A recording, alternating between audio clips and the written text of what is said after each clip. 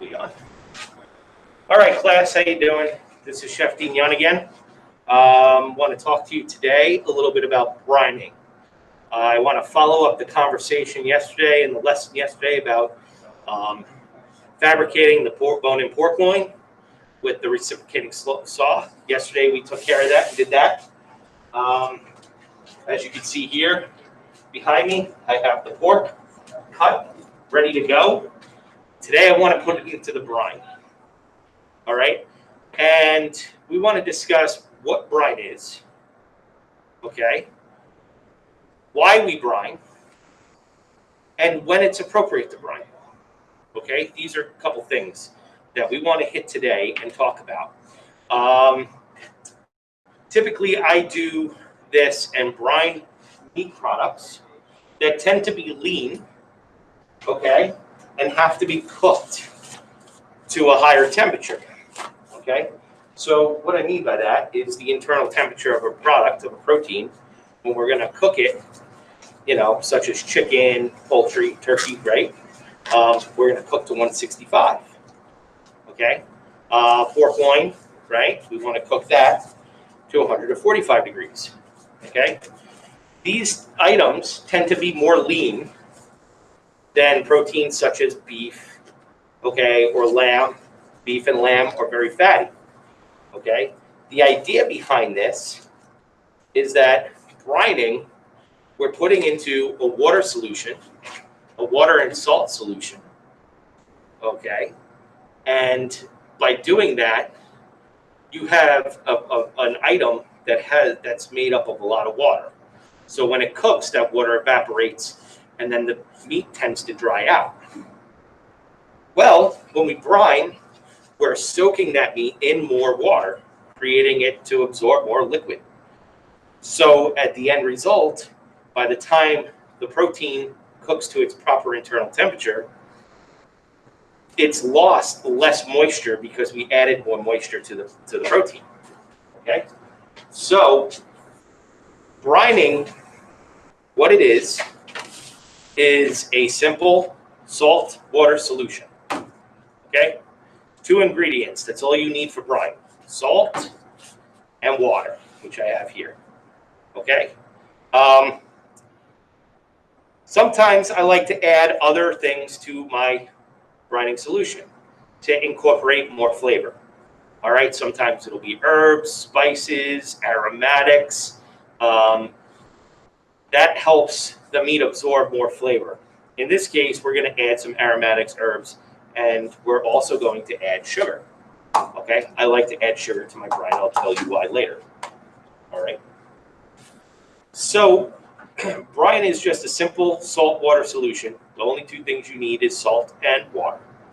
Okay, and the salt in the water, what it does is not only just adds flavor, but it also helps break down some connective tissue. Okay, so you wind up with a more flavorful, more tender end product. All right, so anytime that I'm cooking chicken, or sometimes you'll see this done at home with your turkeys for Thanksgiving, which is right around the corner, right? Only a couple weeks away. So this is actually a perfect time for this lesson because you may want to go home and brine your turkey for Thanksgiving dinner. It will come out moister, more flavorful, and more tender. Okay?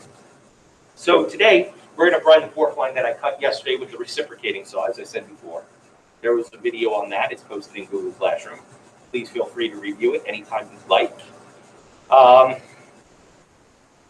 So let's talk about brine, right? We know what it is, okay? We know why we use it, and we know when to use it. We're going to use it on leaner cuts of meat that have higher cooking internal temperature, okay?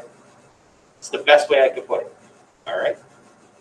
So we're going to talk about ratios, right? We talk a lot in the kitchen about ratios. There's baker's ratios when it comes to flour, sugar, salt, baking powder, baking soda, right? All those things. Well, today we're going to talk about ratio with our brine. Typically, when you make a brine, okay, the ratio is 4 tablespoons of kosher salt to 1 quart of water. How many cups are in a quart? I'll give it a minute. Let everybody think about that. Okay. By now, everybody should have gotten that answer correct. There are 4 cups in a quart. Okay. So 4 cups in a quart. So if I need 4 tablespoons per quart of water, and I have 4 quarts of water, how many tablespoons will I need? Give everybody a minute to think on that. Okay. 4 cups of water, 4 tablespoons per cup, 4 times 4 equals 16. Okay. Now, hopefully, most of you, especially the seniors, know, especially talking about standardized recipes, right? You're not going to write 16 tablespoons in a recipe. Okay. When you're standardizing a recipe, a perfect example of what that means is you don't leave that at 16 tablespoons. We need to know a smaller format, a smaller way to break that down to where we do less measurement, right? To where we make things more efficient. We want to make it as efficient as possible so we can do more work in a shorter period of time, right? Work smart, not hard. So I do have in my senior class a conversion chart posted in the Google Classroom. Some of you may already know this, talking about recipe conversions, okay, and then kitchen unit conversions, okay. There are 16 tablespoons in a cup, all right. So if I got 4 cups of water, okay, 4 cups of water, 1 quart, I need 1 cup of salt, okay. Here in this case, I have 8 quarts of water. So I'm going to double that, and I need 2 cups of kosher salt, which I've measured out here. Okay. Now, one thing that I know a lot of the students and my cooks in the industry that I always tell them is when we cook savory food, okay, anytime you're cooking on the savory side, on the line, we're cooking food, savory food, not bacon. Okay. I always write my recipes and formulate everything, and I cook with kosher salt. Okay, I know a lot of the students have heard me say, don't use the table salt, right? We have table salt out. And I stop them, and I want them to use kosher salt. So let me take a minute right now and explain why. Because there is a really, really good reason why I want to cook food with kosher salt. One reason is because kosher salt and sea salt tend to have larger crystals. Okay? So, table salt has a very specific granular size, very specific crystal size. It's very fine. Okay, I know some of you may have noticed that. What happens is, when the crystals are that small, okay, the weight of table salt for the same amount, okay, of table salt is actually doubled, all right, because there's less permeability, there's less holes or porosity, right? I think it's porosity, I'm pretty sure, all right? Meaning the holes and the gaps in between each granular are much smaller, whereas in kosher salt, they're much larger. So a table of kosher salt, okay, will weigh, a tablespoon of kosher salt will weigh half the amount of weight of a tablespoon of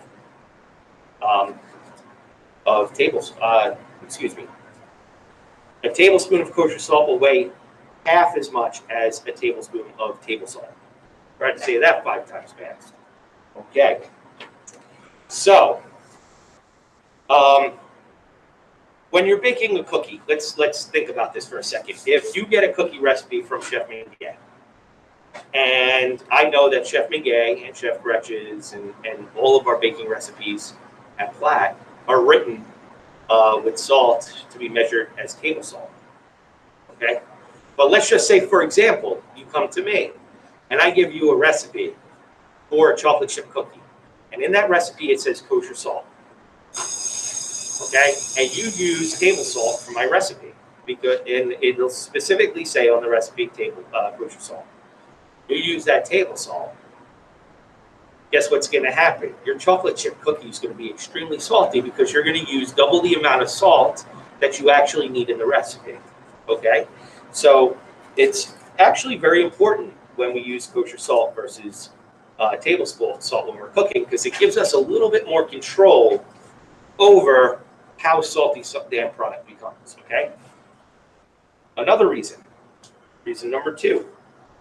Kosher salt is larger crystals, okay? The larger the salt crystal, the easier it is to dissolve in liquids, okay? In this case, in water for our brining solution. However, if we're making French onion soup, or any kind of soup for that matter, or we're boiling it, okay? We want to get that kosher salt in there, okay? Because that salt's going to break down and melt into the soup a lot faster. It's going to dissolve, which gives us an indication when we taste it right away how salty it's going to be. Whereas if we use table salt, okay, it's going to take longer for it to break down. So you may add the table salt, stir it up. You're going to taste the soup. It's not going to be that salty because that salt hasn't really dissolved in the soup yet.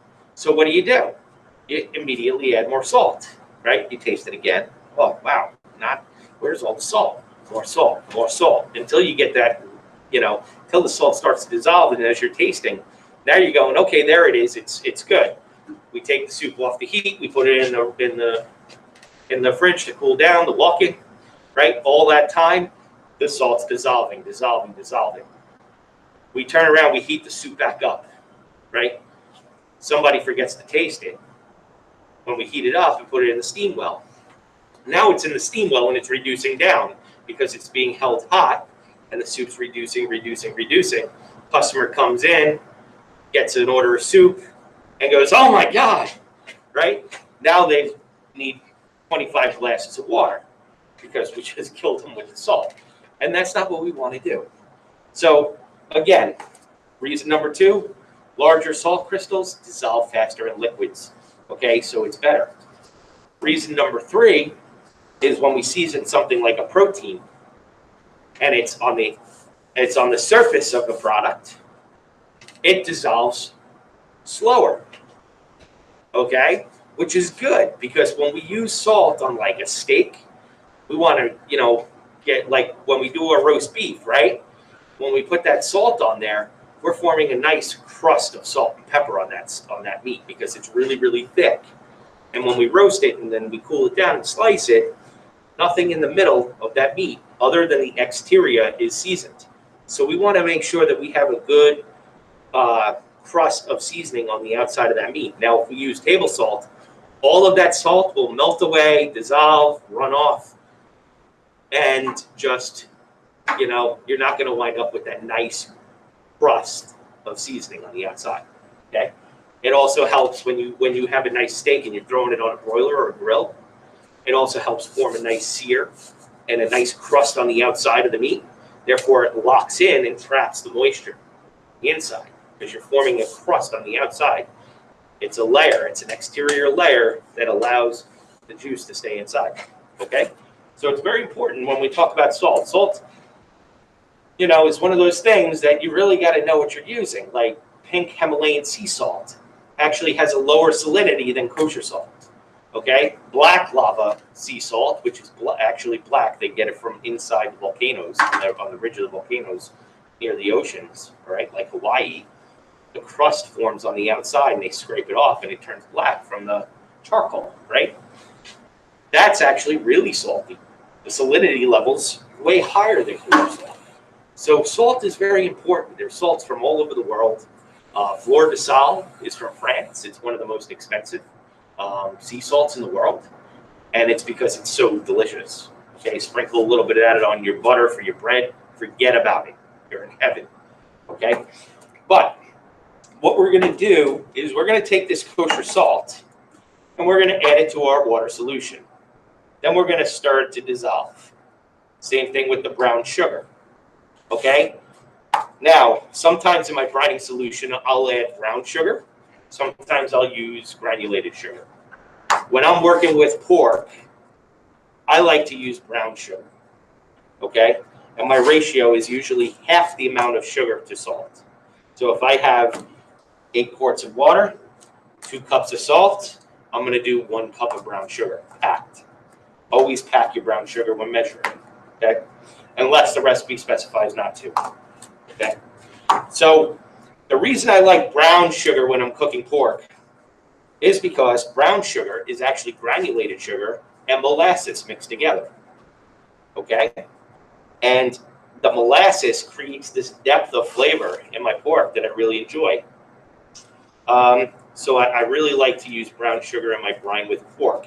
If I'm brining chicken, sometimes I'll use brown sugar. Other times I'll use white sugar. If I'm going to brine my chicken so I can grill chicken and do barbecue chicken with barbecue sauce, or I'm going to smoke my chicken, I'm going to use brown sugar because that molasses is prominent in barbecue flavors, right? But if I'm going to just do like an Italian herb grilled chicken breast, I'm going to use white sugar, okay? So there's a time and place, and it's all personal preference, all right? Remember, food is 100% opinion, right? So in this case, we're going to use brown sugar, so I'm going to use a cup of that. I'm also going to throw in some aromatics. I'm going to throw in some garlic cloves, and I'm going to throw in some herbs, some thyme, because I have it here, and I don't want it to go bad, and it's going to add a nice, beautiful flavor to my pork, okay? So simply, to make our brine, sometimes you could boil it and dissolve the sugar and the salt faster. If I boil my brine, I start off with half the amount of liquid, okay? Half the amount of water. So here I would have 4 quarts of water. And then I would bring it to a boil. I would dissolve my sugar and my salt in that water. And then to cool it down, to make sure I cool it fast enough, once it's dissolved, I add ice. And typically I add double the amount of ice as I would normally water, because when it melts, it shrinks, right? The density is different due to the change in the molecules. So here, I'm just going to simply add my sugar, and I'm going to add my salt, okay? And I'm going to start to whisk that until that dissolves. All right? Because I'm going to be soaking our pork for an extended period of time, I'm not really that concerned to boil the garlic and the thyme to extract the flavor. If I had less time for my pork to sit in it, in the brine, I would actually prefer to bring it to a boil.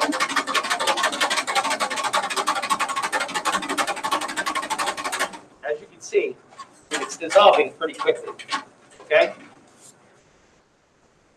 Then I take my time. I'm just going to go right in there. I'm not going to pick it. I'm not going to do anything. Sometimes the stems, they have great flavor.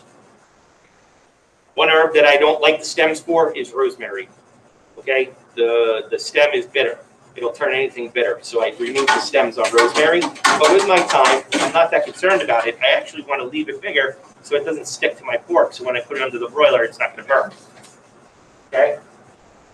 So I want to be able to remove it easily from what I have. Now I'm going to go grab a knife.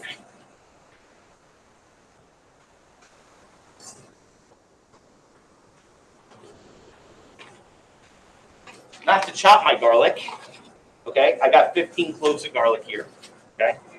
So a good amount. But I don't want to chop my garlic. I want to leave it whole, but I just want to give it a little smash. So I use the back end of the blade, point the blade down so you don't cut yourself, and just give it a little tap on the edge.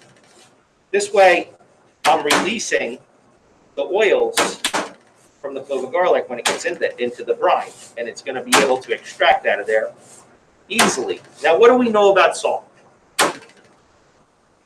Right?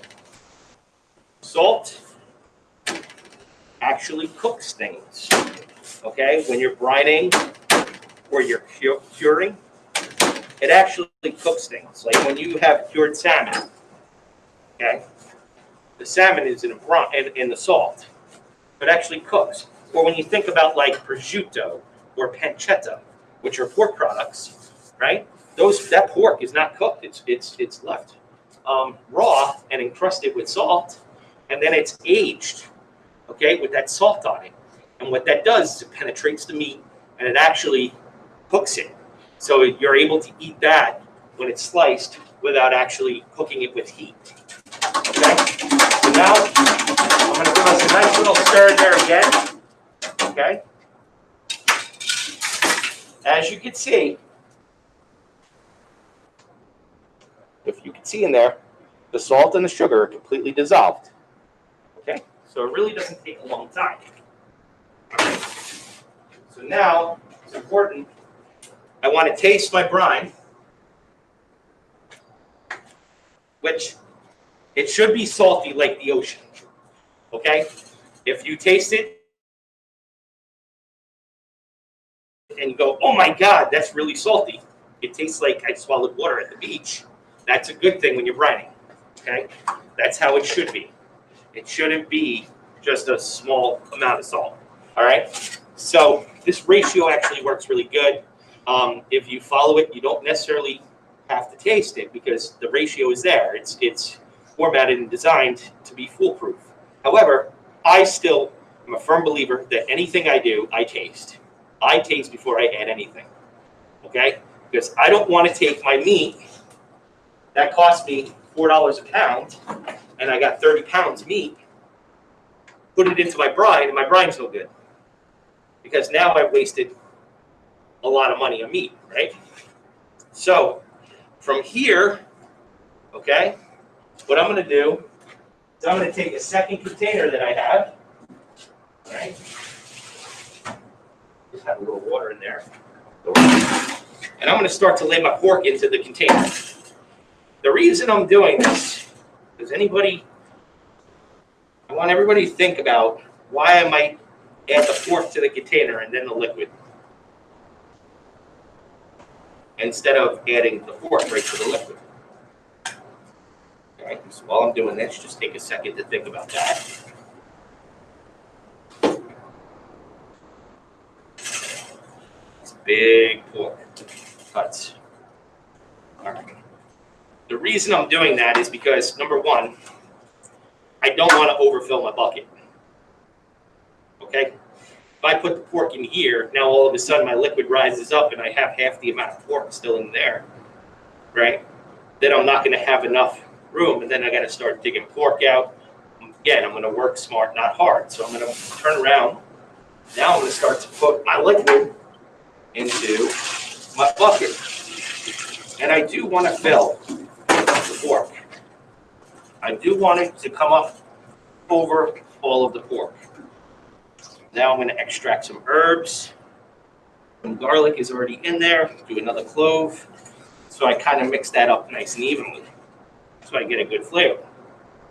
Now what I'll do is I'll take the rest of my pork, because I know I got half of it in there, and I'm going to have the roux.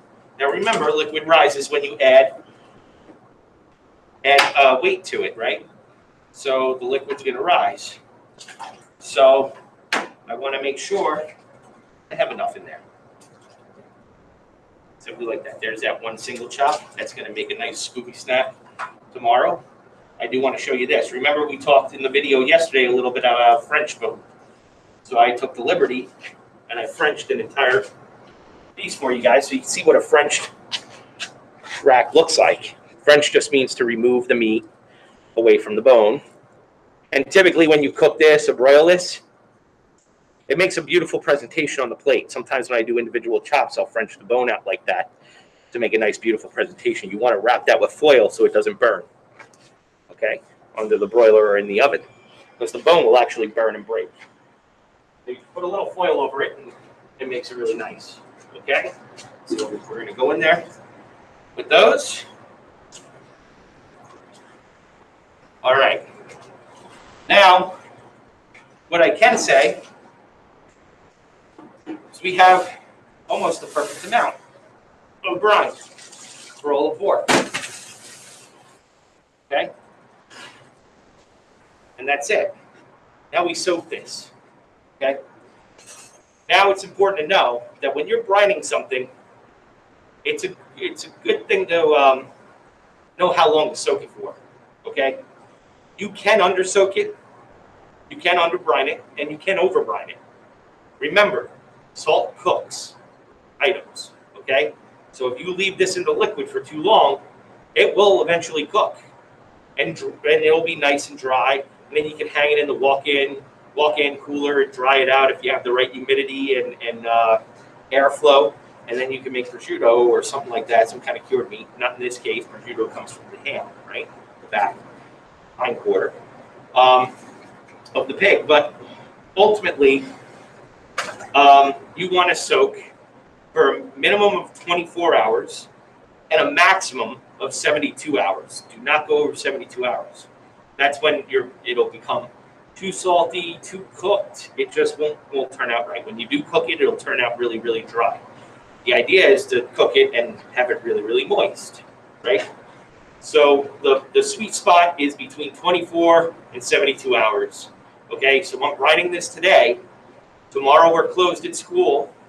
Thursday morning I'm going to come in and I'm going to pull it from the brine.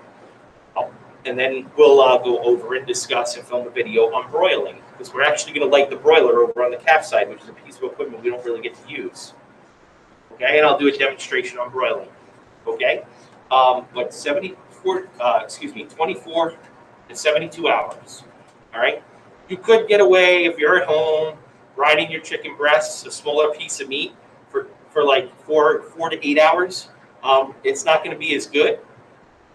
When we brine our chicken on the Orchard menu that we started doing this year, we brine it for a minimum of 24 to 72 hours.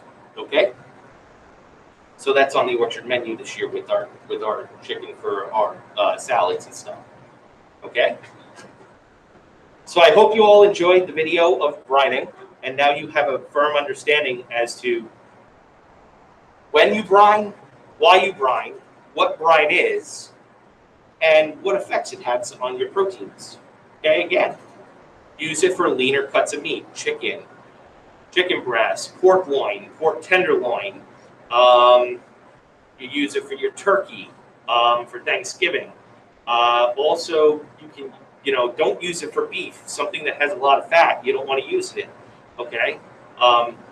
Whereas when you have a fatty piece of beef, like a ribeye steak, all that fat's melting down as you're cooking it, and that's what's giving the flavor and basting the meat, keeping it moist and tender. Here, we have a leaner cut of meat that has less fat, so we want to make sure that we incorporate more liquid into the product, so through evaporation, we lose less liquid at the end result of cooking. That wraps up brining. Thank you very much. I hope you enjoyed, and I look forward to seeing you on Thursday at the broiler station.